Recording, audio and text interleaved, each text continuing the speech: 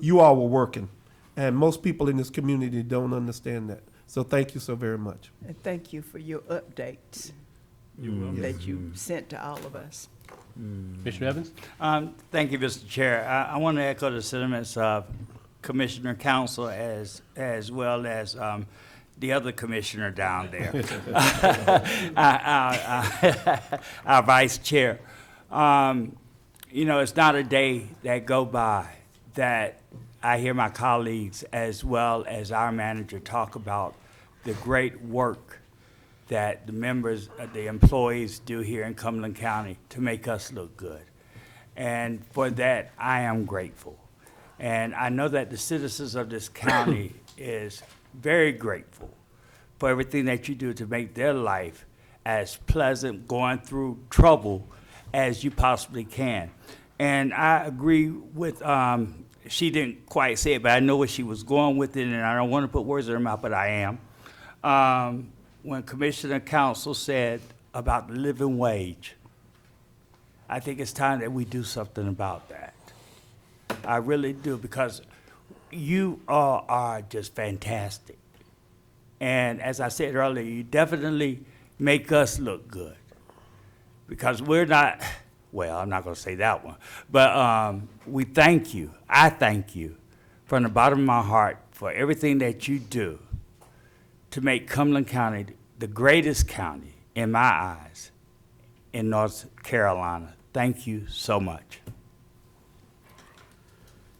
Well, I'll sum it up by saying that I was informed of everything that was going on, even though I was in Washington. I came back from D.C. on Thursday, and I had to take 4 detours to get back to my home. So I know what was going on. It was a mess. And again, from the bottom of my heart, and all of us, thank you so very much for everything you've done. And this was the second emergency I missed. I was vice chairman when the tornado hit, and I was out of town then. So I won't have to not go out of town, I guess.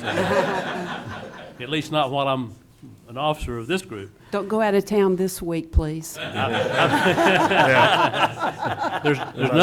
nothing out of town that I need, I promise you that. Okay, and thank you so very, very much. Okay, so item number 2, Ms. Cannon. Yes, sir. Item number 2, Mr. Chairman, is the consent agenda. Okay, board, what is your pleasure? Move to approve the consent agenda. Okay. All right, moved and seconded to approve the consent agenda. Discussion. All in favor? Unanimous. Item 3, Ms. Cannon. Wait just a moment. When you're ready. Okay. Item number 3, Mr. Chairman, is consideration of approval of state contract for the Sheriff's Office request to purchase body armor, outer vest, and helmets, and also includes approval of an associated budget revision. This is an item that the sheriff brought forward to us early in August, and based on the recent events, we didn't think it was prudent to hold this off until the next budget year. So I'm going to ask our finance director, Ms. Vicki Evans, to give us some details about the purchase and the budget revision. Good morning, Mr. Chairman and Commissioners. Good morning. I would also like to recognize that the sheriff and his staff is here on this item as well. And they are requesting to purchase 310 ballistic vests with ceramic plates and the same amount of ballistic resistant helmets for their officers. Quotes were obtained by the Sheriff's Office staff from several different companies before they approached management about this purchase. Under normal circumstances, because of the threshold amount of $90,000, a formal bid process would have been required because of the threshold amount. However, one of those companies from which a quote was obtained does have these items available under state contract at a total cost of $205,670. This is a local vendor who the Sheriff's Office has purchased from in the past, who provides both convenience and current availability. It's American Uniform Sales. This morning, we are requesting your approval of 2 things. The approval to purchase the ballistic outer vest and ballistic resistant helmets from American Uniform in the amount of $205,670. And we are requesting the approval of Budget Ordinance Amendment B 170797 in the amount of $205,670 to purchase the ballistic vest and helmets. The cost will be shared as follows: $92,385 from forfeiture funds, $37,835 from general fund contingency funds, and $65,000 from within the sheriff's office budget. In addition, budget revision B0801 was previously recognized. It was a citizen contribution of $10,000, which will be utilized for this purchase. And just in note, the amendment requires no additional county funds. Okay, Ms. Cannon, do we want to take these separately or together? I think you could take them together. Okay. Is there a motion? Yes. Okay. Approval I move- to, I got, recognize this council. I move that we approve the purchasing of the tactical outer vests and ballistic resistant helmets from American Uniform in the amount of $205,670, and that we approve the budget ordinance amendment B170797 in the amount of $205,670, with the cost being shared as outlined. Okay, is there a second? second. Moved and seconded. Is any further discussion? All in favor? Unanimous. Next item, Ms. Cannon. Yes, sir. The next item is item number 4, nominations to boards and committees. We'll start with item B. We'll say thank you to the sheriff and chief deputy. Appreciate you all coming to our meeting this morning. We'll see you out there in the war somewhere. Okay, item 4B, nominations. Do I hear any nominations? To the library board, Mr. Chairman, as a trustee of the library board, I would nominate Daniel Montoya, who's eligible for a second term, and Betsy Small. Okay, are there further nominations? I have 4 further nominations. Okay, Somebody grab Mr. Adams over there. I'm going to withdraw my request, and they are for the next. oh, okay. Oh, you can go ahead. Okay, any other nominations for B? Okay, okay, then go to C, Cumberland County Local Emergency Planning Committee, 10 vacancies. Council. I'd like to nominate Kevin Arata. I hope that's correct. Sean Swain, Robert Melvin, Tony Collado, Lieutenant Freddie Johnson, Brett Candler, Tim Mitchell, Calvin Bishop, and Rosemary Johnson, along with Rhonda Folks. And most of these are in categories, except for one that is 2 that are at-large nominations. Okay, did you get 10? I got 10. Okay, are there further nominations for item C? Jimmy Keefe?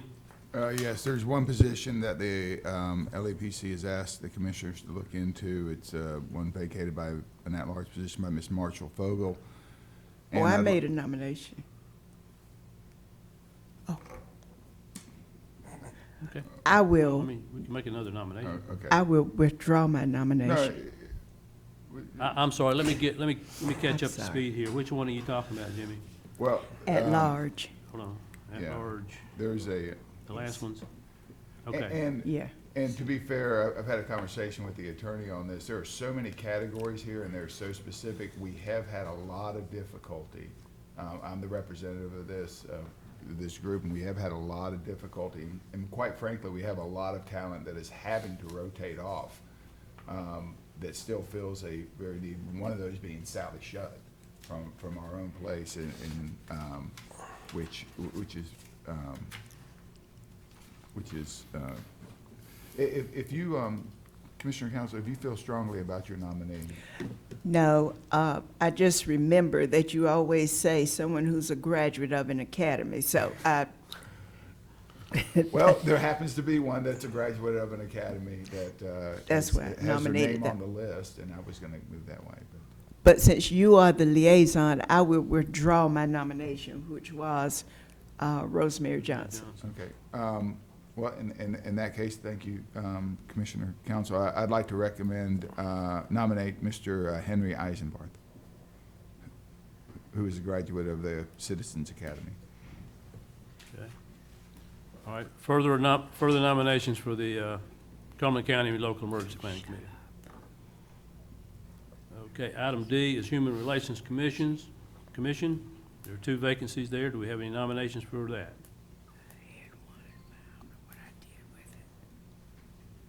Everybody waiting on the iPad. I had Okay, council? Dr. Lodhi and Georgiana Pinkney for those 2 vacancies. Lodi or Lodi? I don't know what it I is. don't even, Pinckney. Okay, are there further nominations for the Human Relations Commission? Okay, we'll move to the Nursing Home Advisory Board, 6 vacancies. Are there nominations for that? Mr. Chairman, for the Nursing Home Advisory Board, would nominate Laura Hardy, Philip Pierce. Mr. Keith Howard is eligible for for reappointment. Robert Williams, Barbara MacArthur Strong, and Diane Wheatley. Okay, any further nominations? Jimmy? I would support the nomination process, but, Mr. Chair, I'm a little concerned at this board that 5 out of the 6 nominees have either resigned Yeah. or have not seek to have reappointment. And this board itself has a lot of requirements. Has to do continuing education, has to visit. They only meet once a quarter. And when 5 out of your 11 are not even involved in that, I'm concerned that there might be difficulty getting a quorum. And the only thing I'd like to move forward with these nominations, but I think it would be worth it for us as a body to look at this board again, possibly because of the, I'm not going to say disinterest, but I've never seen a board that's had this many people not seek to continue on or resigned in. So if I could ask the clerk to maybe pull the records of the meeting to make sure they're getting a quorum, and if not, then maybe we should relook at this board. Any further nominations? Do you have a nomination, Jim? No, I do not have a nomination, just wanted to make that point. Okay, I've been contacted by Rudy Tatum, who's a member of our Board of Education, and he very much would like to serve on this board. So I'm going to go ahead and nominate Rudy Tatum, and I don't know what the requirements are or anything like that. If he doesn't meet them, then somebody can tell me that, but at this point, let's put him in nomination also. It is vital that we get 6 people that are actually interested in serving for this position. Any further nominations? Okay. All right, this time we have appointments to boards and committees. Mr. Vice Chairman. Mr. Chairman, it's the Cumberland County Workforce Development Board. They have 3 vacancies: Representative of Business, Kent Listow, Marty Caton, and Isabella Efron. I would make the motion that they be accepted. Okay, is there a second? Second. Okay, moved and seconded, these be appointed. Any discussion? All in favor? Unanimous. Scanlon, you have anything further? No further business, sir. Do I hear a motion to adjourn? So moved. Second. Moved and seconded, all in favor?